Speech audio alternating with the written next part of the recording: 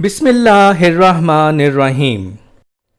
Welcome to Sandal College Boys Section Online Class Second Year. Dear students, Assalamu alaikum. Here is Akhtar Said, your English teacher. Today we'll discuss hitchhiking across the Sahara.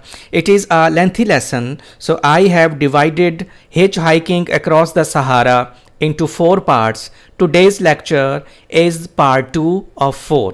When all the parts are completed, inshallah, I'll also compile the 4 parts into one video lecture. Let's start. Hitchhiking Across the Sahara has been written by G.F. Lamb. The main points of hitchhiking across the Sahara are: number 1, hitchhiking across the Sahara is an exciting and thrilling adventure of young American Robert Christopher, who crossed the Sahara Desert by hitchhiking in 1956. Hitchhiking means के पास से गुजरती हुई गाड़ियों में lift लेके free सफ़र करना. Number 2, the Sahara Desert is the largest and hottest non-polar desert in the world that is spread over an area of 94 lakh square kilometers. Number 3, his foster mother was the reason behind this adventure. Number 4, his adventure can be divided into 7 phases. Number 1, from Bausada to Gardaya. Number 2, from Gardaya to Algolia. Number 3, from Algolia to Insula. These are the names of small towns on his way. Number 4, from Insula to Tamanrasset. Number 5, from Tamanrasset to the land of thirst and death. Number 6, from the land of thirst and death to Kidal. And number 7, from Kidal to Timbuktu. Dear students, from Bausada to Timbuktu, he covered more than 3,200 kilometers, partly in vehicles like trucks, jeeps, or on camels. Dear students, I would like to give you the review of the previous lecture so that the students who have joined me now, they may be able to know what we read earlier. Number 1, we discussed the size of the Sahara Desert that is spread over an area of 94 lakh square kilometers, that is many times the size of Great Britain. Number 2, his foster mother was the reason behind this adventure. Actually, when he was a child and made any mischief, his foster mother threatened to him to send him to Timbuktu. But this aroused the idea of seeing that distant land. Number 3, he started his journey from Bausada, that is called the port of the Sahara. Actually, from Bausada, the real Sahara Desert starts. Number 4, how he managed to get a seat in the weapons carrier by showing a letter. Number 5, how they used strips of steel for the truck to move on the soft sand, and the story of 3 Englishmen who died in the Sahara. Now we start the lesson. In this part, we'll discuss 2 questions. Number 1, what happened with Christopher when he jumped on the sand barefooted? Number 2, what was the condition in the severe thirst? An outpost with water supply was found on one of Christopher's maps and they set off towards it. बहुत ज़्यादा गर्मी और बहुत ज़्यादा उनको प्यास लगी हुई थी, तो जब आप बड़े सफ़र पे जाते हैं सहरा में तो मैप्स साथ ज़रूर लेके जाते हैं. तो क्रिस्टोफर ने वो अपने मैप्स निकाले और उन्हें एक वाटर सप्लाई के लिए एक कुआं मिल गया. By dawn they had gone 50 miles and dug out 5 more sand dunes. Dunes means hill, mound, knoll. टीला को कहते हैं कि वो रेत के जो बड़े बड़े टीले होते हैं सहरा में, उनको खोदना पड़ा आगे बढ़ने के लिए. Christopher was sick with thirst. बीमार हो चुका था वो बुखार की वजह से, बहुत उकता चुका था, उसकी हालत बहुत गैर हो चुकी थी. And to add to his misery, misery means suffering, pain, Add to his suffering, add to his pain, he had jumped barefooted from the driver's cabin on one occasion. हुआ क्या कि ड्राइवर केबिन में उसको बहुत ज़्यादा तकलीफ़ हो रही थी, तो उसने सोचा शायद बाहर कुछ आराम होगा, लेकिन जैसे ही उसने barefooted नंगे पाँव बाहर छलांग लगा दी, not realizing the intense heat of the sand. Intense means severe, extreme, इंतहाई ज़्यादा गर्मी जो रेत के ऊपर थी उसको बिल्कुल उसका अंदाज़ा नहीं था. It was as if he had jumped into a bed of hot coals. तो उसे यूं लगा जैसे उसने गर्म कोयलों के बिस्तर में छलांग लगा दी हो, तो इतनी ज़्यादा वहाँ गर्मी थी. With scream of pain, scream means cry, with cry of pain he hopped back, he jumped back, he sprang back into the truck. So this was a very painful incident for Christopher. Meanwhile, his thirst grew fiercer. Fiercer mean more severe. और ज़्यादा शदीद हो गई उसकी जो प्यास थी. Obviously इस सूरत हाल में तो होनी भी चाहिए थी, तो उसकी प्यास के मारे प्यास की जो शिद्दत थी वो और ज़्यादा बिटर हो गई. From here will discuss second question, what was his condition in the severe thirst. Everything was dead and dry and hot. These are the words written by Christopher himself. Everything was dead and dry and hot. My mind was foggy. Foggy means unclear, vague. जैसे उसे कुछ समझ ना आ रही हो कि उसके साथ क्या हो रहा है. I was on fire. ऐसे लग रहा था जैसे आग लग गई है उसके अंदर. The inside of my head felt dried up. उसका जो सर था अंदर से यूं महसूस हो रहा था जैसे बिल्कुल खुश्क हो गया हो. And my lungs hurt from the hot air. गर्मी इतनी ज़्यादा थी कि गर्म हवा उसको यूं महसूस हो रही थी जैसे अंदर जाके उसके लंग्स को ज़ख्मी कर रही हो. There were times when I tried to make myself faint. उसको यूं लगा कि जैसे उसने कोशिश की हो कि वो अपने आप को बेहोश कर ले इस तकलीफ़ से बचने के लिए. But my head was pounding with such pain. Pounding means beating, thumping. Head was beating with such pain. Head was thumping with such pain. इतनी ज़्यादा बुरी तरीके से वो दर्द कर रहा था that it kept me conscious. कि जिसने उसको उसके हवास में रखा, उसको बेहोश नहीं होने दिया, उसको फेंट नहीं होने दिया. Dear students, here we'll discuss 3 questions. Number 1, what was discovered and what was the condition of temperature? Number 2, describe Algolia and compare it with Insula. Here Algolia we'll discuss here in this part, and that part of the question is blue. It means the mention of Insula is not here on this page. We'll read later.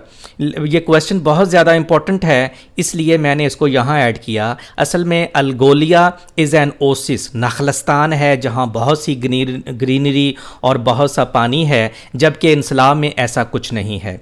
तो from the examination point of view this question is very much important, इसलिए मैंने इसको इधर ही लिखा ताकि जब पहले हम ये पढ़ेंगे और जब इंसला के बारे में पढ़ेंगे तो दोनों का जो कंट्रास्ट है वो हमारे सामने आ जाएगा और आपके लिए याद रखना भी आसान होगा. Number 3, how did Christopher spend his time there? There means Algolia. Algolia में कैसे उसने टाइम स्पेंड किया? ऑब्वियसली वो बहुत गर्मी से आए थे और यहाँ पानी और दरख्त थे तो उसने बहुत एंजॉय किया. The outpost was discovered at last. ये वही आउटपोस्ट है जो अभी पिछले स्लाइड में हमने पढ़ा कि उसने अपने मैप्स में देखा कि उन्हें कहाँ से पानी मिल सकता है. And it contained a well full of cool water. They drank until they could drink no more. इतना पानी पिया कि उससे ज़्यादा वो पी नहीं सकते थे, जी भर के पानी पिया. This was discovered. And temperature, they certainly needed it. The heat was incredible. Incredible means unbelievable. This was the temperature and this is what the outpost was discovered according to the first question. Incredible, unbelievable, नाकाबिले बयान थी वहाँ जो गर्मी थी. In the shade of the mud house, the temperature reached 130 Fahrenheit, while out on the sand, the thermometer registered 165 Fahrenheit, which is nearly 30 degrees higher than the highest temperature officially recorded. जो बाकी दुनिया में जो officially record किया गया था temperature, वो भी इस टेम्परेचर से 30 डिग्री कम था, तो इतनी ज़्यादा वहाँ गर्मी थी. Now we move towards the third question, that is, how did Christopher spend his time there? Algolia. 100 miles on was reached without further mishap. Mishap means tragedy, misfortune. वहाँ कोई हादसा पेश नहीं आया, कोई ट्रेजिडी पेश नहीं आई और वो कंफर्टेबली अल्गोलिया पहुँच गए. It was a fascinating little town. Fascinating means charming, attractive, alluring. It was a charming little town. It was an attractive little town. It was an alluring little town. दिल मोह लेने वाला खूबसूरत टाउन था. आ true Oasis, Oasis कहते हैं नखलस्तान को. सहरा में जब कोई ऐसा हिस्सा हो जहाँ बहुत से दरख्त हों, पानी हो, ग्रीनरी हो, उसको ओसिस कहते हैं. With so much water available that they hardly knew what to do with it. उन्हें समझ नहीं आ रही थी कि अब इसने इतने पानी के साथ हम क्या करें. पहले उन्हें समझ नहीं आ रही थी कि पानी पिएं कहाँ से, और अब इतना पानी था कि उन्हें समझ नहीं आ रही थी कि इस पानी के साथ क्या किया जाए. ये जिंदगी का हिस्सा है. Every day of the week that he was there, तो उसने क्या किया कि how did he spend time. Every day of the week he was there. Christopher spent hours bathing in a little pool half a kilometer from the center of the town. वहाँ center of the town से कोई आधे kilometre के फासले पर एक पानी का तालाब था, तो वो वहाँ जाता और वहाँ जाके वो खूब उसमें नहाता. और वो जो पाउंड था, that was, वो जो पूल था, shaded by palm trees and fruit trees are lying on the cool grass beside the pool. या तो वो उस पूल में नहाता रहता या उस पूल के साथ जो घास थी उसके ऊपर लेटा रहता और एंजॉय करता. Watching the birds feasting on dates. Feasting means feeding, eating. Birds feeding the dates are the birds eating the dates. वो खजूरें खाते और वो उनको देखता. What contrast? Contrast means difference, comparison from the desert all around it. वो बड़ा हैरान होकर लिखता है कि व्हाट अ कंट्रास्ट, कि इर्द गिर्द हर तरफ डेजर्ट ही डेजर्ट है, वहाँ ना पानी ना कुछ और यहाँ ऐसा नखलस्तान. तो it was a very enjoyable little town. बड़ा खूबसूरत था जहाँ पानी और दरख्त और सब्ज़ा बहुत ज़्यादा था अल्गोलिया में. जबकि जब हम इंसला के बारे में पढ़ेंगे तो वहाँ ऐसा कुछ नहीं है, रेत ही रेत है. Here we'll discuss two questions. Number one, how did Christopher make his journey from Algolia to Insula? Number two, what worst experience did Christopher suffer? The journey from Algolia to Insula was not without its excitements. Excitements means enthusiasm, pleasures, thrill, जोशो जज्बा, खुशी और बड़े मज़े का वो सफ़र था. It was made in a heavy truck carrying 10 tons of ammunition. Ammunition means arms, weapons. वो जो 10 टन उसमें आर्म्स, असलहा वगैरह रखा हुआ था. Driven by particularly able and experience driver. वो ड्राइवर बड़ा ही मुहारत रखने वाला था, बड़ा माहिर ड्राइवर था, जिसको देख के क्रिस्टोफर बड़ा खुश हुआ. who made his way across the apparently trackless desert. Apparently means seemingly, outwardly. His way across the seemingly trackless desert, across the outwardly trackless desert, was a source of constant amazement to Christopher. Amazement means astonishment, surprise. वो इतने माहिर तरीके से उस trackless desert में अपने truck को लेके जा रहा था कि क्रिस्टोफर को बड़ी हैरानी हो रही थी उसकी मुहारत पे. तो this was the answer of the question number 1, how did Christopher make his journey from Algolia to Insula. यहाँ आप ड्राइवर का जिक्र भी ज़रूर करेंगे. Now question number 2, what worst experience did Christopher suffer. During the next day, Christopher suffered one of his worst experiences.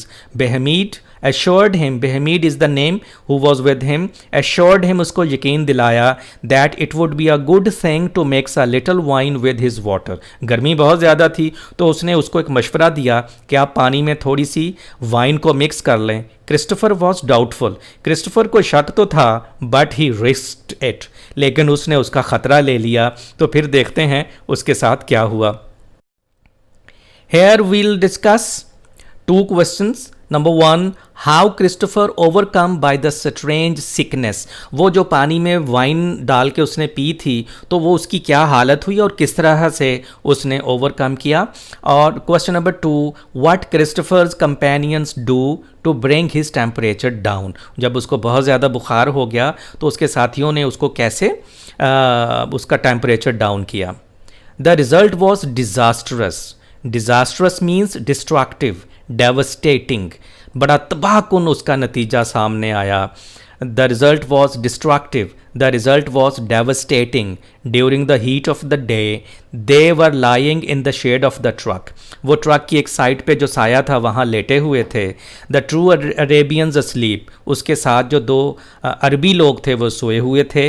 Wanting something from the drivers केबन he got up. उसको कुछ driver के केबन से चाहिए था क्रिस्टोफर को, तो वो उठ के खड़ा हो गया कि वो अंदर जाए और वहाँ से लेके आए. लेकिन उसने वो पानी और वो वाइन शाइन पी हुई थी तो क्या हुआ, as he was climbing up he was suddenly overcome by a strange sickness. एक अजीब सी बीमारी ने उसको आ घेरा.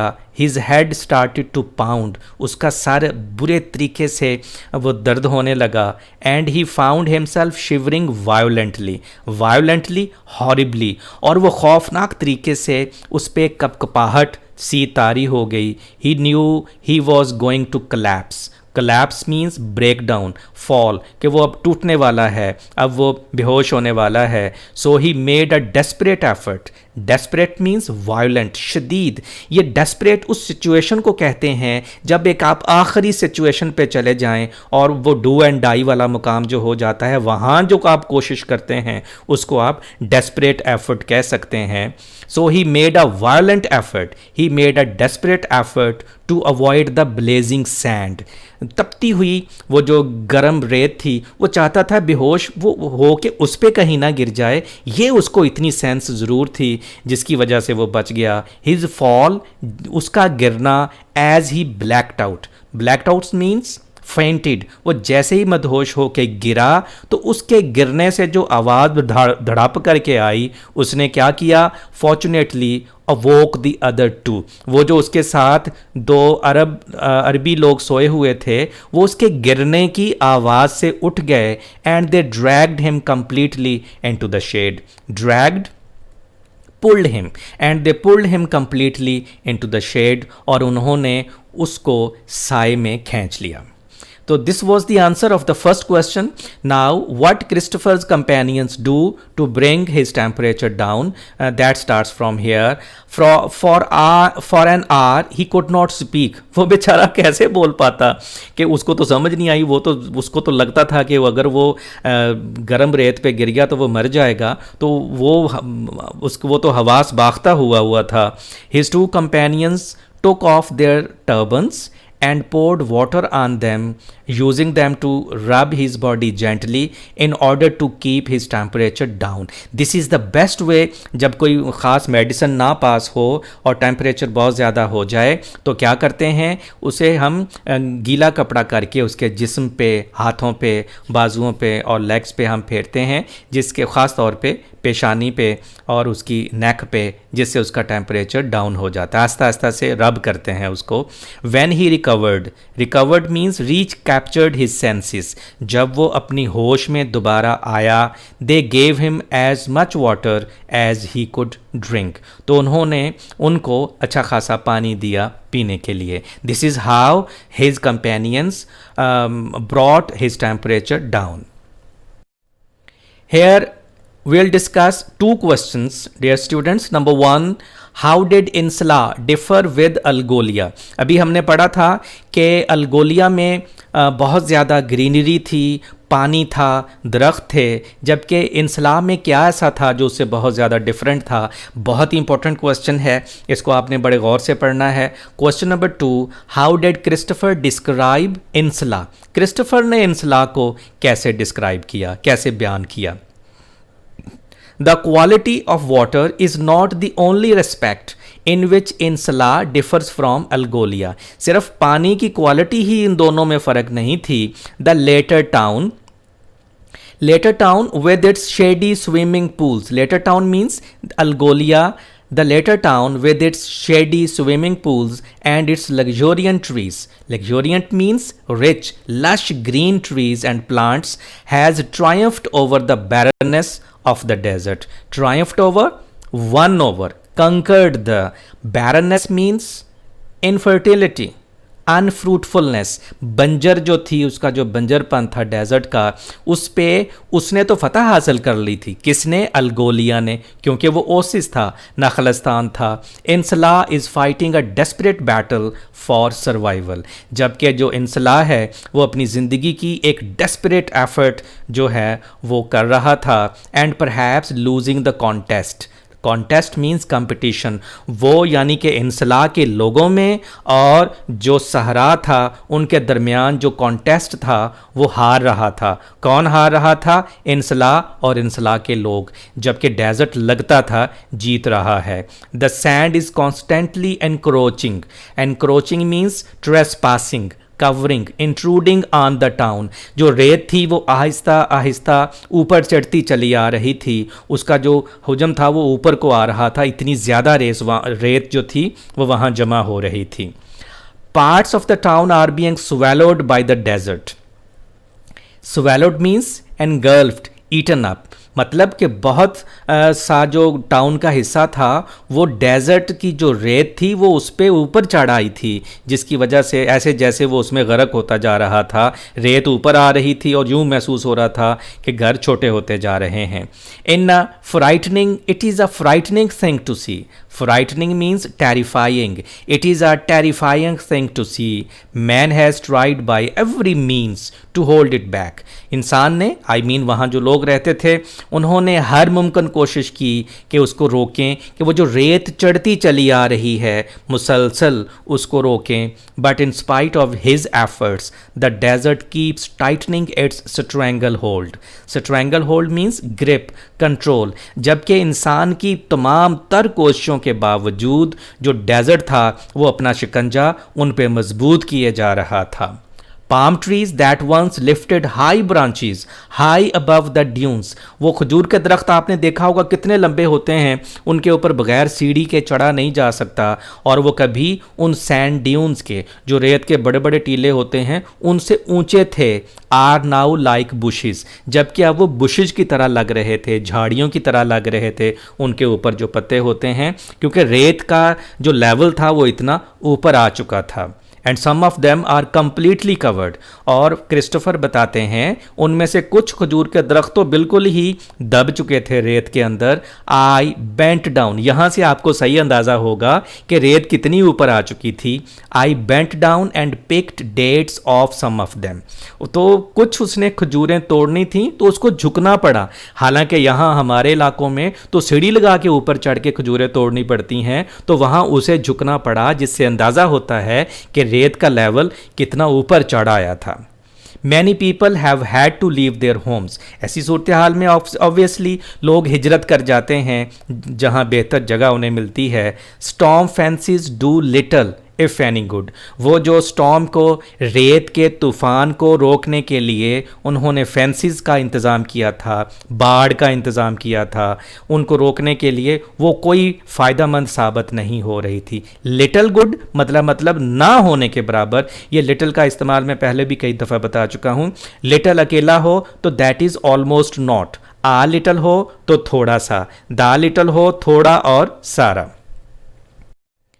Here we'll discuss two questions. Number one, why were the driver and the greaser reluctant to take Christopher with them?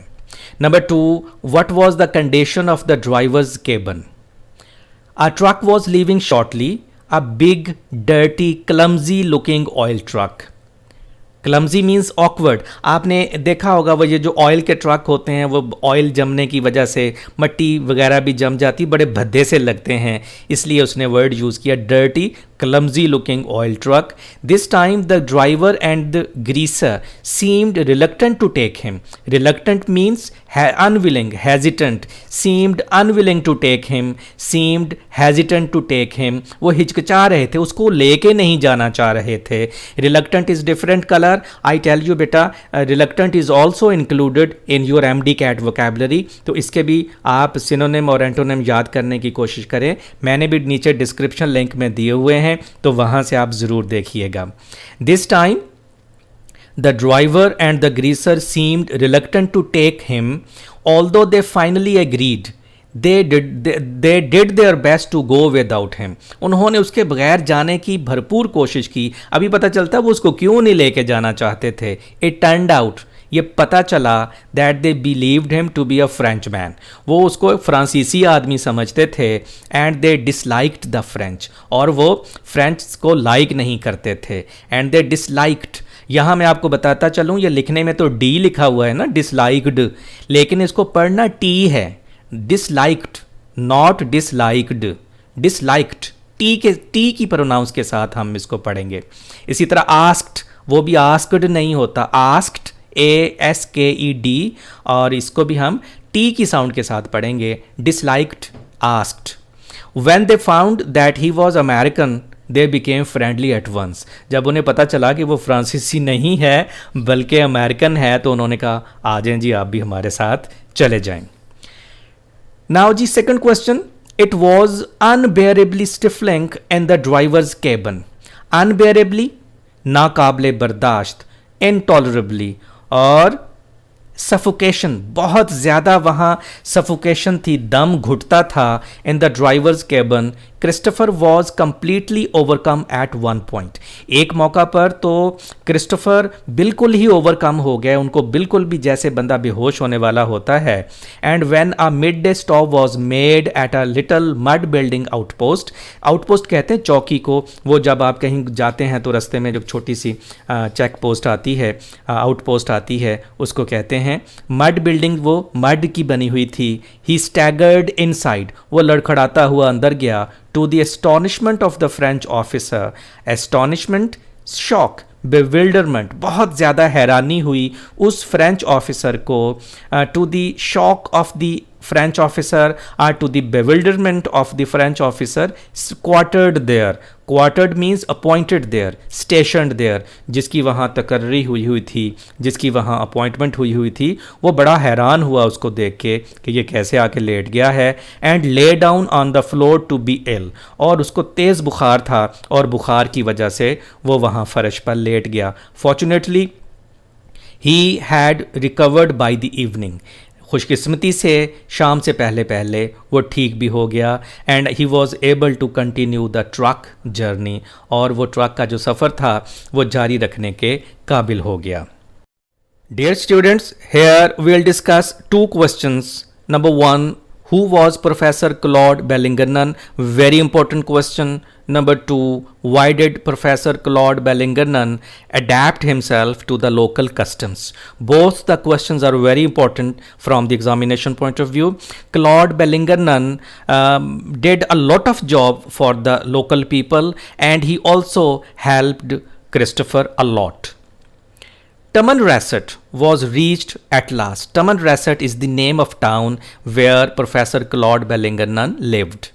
Tamanrasset was reached at last, and here Christopher made one of his most valuable contacts. यहाँ उन्होंने बड़े ज़बरदस्त contacts बनाए, जिनमें सबसे ज़बरदस्त जो contact था वो प्रोफेसर क्लॉड बेलिंगरनन के साथ था. This was Professor Claude Bellingernon, a remarkable Frenchman. Frenchman, remarkable means prominent, notable. Professor Claude Bellingernon, a prominent Frenchman, a notable Frenchman, नुमाया, अहम, who has devoted himself to helping the Torag people. Torag people उन लोगों को कहते हैं जो stamen rest में रहते थे। ये बड़े ही कदीम रस्म व रवाज के मालिक लोग थे और प्रोफेसर क्लॉड बेलिंगटन की इन टोरैग पीपल के लिए बहुत ज़्यादा खिदमात हैं।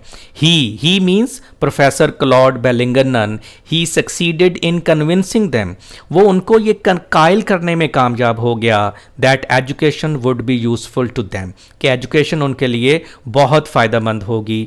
The most wisely he adapted himself, he adjusted himself to their habits and customs means traditions। बजाय ये कि वो उनको अपने पीछे लगाने की कोशिश करता, पहले उसने बड़े ही वाइजली अक्लमंदी के साथ उनके रस्म व रवाज को अपनाया ताकि उनके रस्म व रवाज के मुताबिक वो उनको फिर एजुकेशन की तरफ ला सके, so that he could help them to get the most from their own natural way of life। This is the best way कि आप किसी को मुकम्मल तौर पर तब्दील करने की कोशिश करें उस रास्ते से जिस रास्ते पे वो पता नहीं कब से चलता हुआ आ रहा है, तो आहिस्ता आहिस्ता उसने उनको चेंज करने की कोशिश की। उनका जो अपना नेचुरल वे ऑफ लाइफ था, उनकी जो अपनी ज़िंदगी गुजारने का एक कुदरती तरीका था, उसके अंदर रहते हुए प्रोफेसर क्लॉड बेलिंगटन ने उनको एजुकेशन की तरफ राग़ब करने की कोशिश की। Rather than persuade them, persuade means convince them to adopt western habits, बजाय ये एकदम से उसने उनको ये नहीं कहा कि आप वेस्टर्न हैबिट्स, मगरबी आदात व अतवार अपना लें, मगरबी जो ट्रेडिशंस थी वो अपना लें, बल्कि उनको आहिस्ता आहिस्ता उनके अपने नेचुरल वे ऑफ लाइफ में उनको तब्दील करने की कोशिश की। To adopt western habits unsuited to their land and traditions, क्योंकि वेस्टर्न हैबिट्स उनकी अपनी ज़मीन और उनकी अपनी रवायात के लिए कोई ख़ास मुनासिब नहीं थी। तो both the questions are very important. Who was Professor Claude Bellington and why did Professor Claude Bellington adapt himself to the local customs? Dear students, here we'll discuss 3 questions. Number 1, who was Christopher's guide? Obviously, it was Professor Claude Bellington. Number 2, describe the life of the Torag people. टमन रेसट में जो लोग रहते थे उनको टोरैग people कहते हैं, उनकी ज़िंदगी कैसी थी।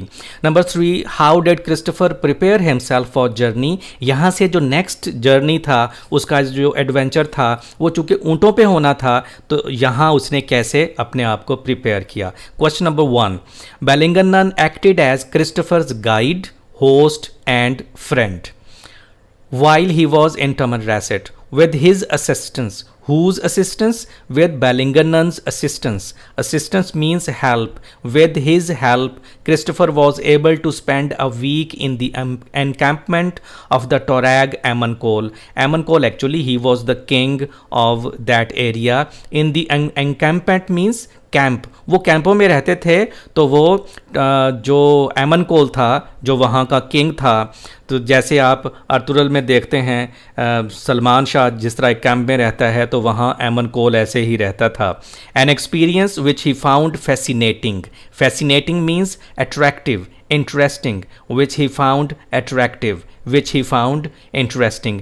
यानी उस एमनकोल के कैंप में कुछ वक्त गुजारना उसको बहुत अच्छा लगा। The Torags, from here we'll discuss and describe the life of Torag people. The Torag, though their life is primitive, primitive means ancient, old, अगरचे उनकी ज़िंदगी बड़ी पुरानी है, are a people of great dignity, इंतहाई डिग्निटी वाले लोग हैं, extreme honesty, बहुत ज़्यादा ऑनेस्ट हैं, दयानतदार हैं, हाई इंटेलिजेंस और बहुत ज़्यादा ज़हीन है, with quite an ancient history. In preparation from here question number 3 starts, how did Christopher prepare himself for journey?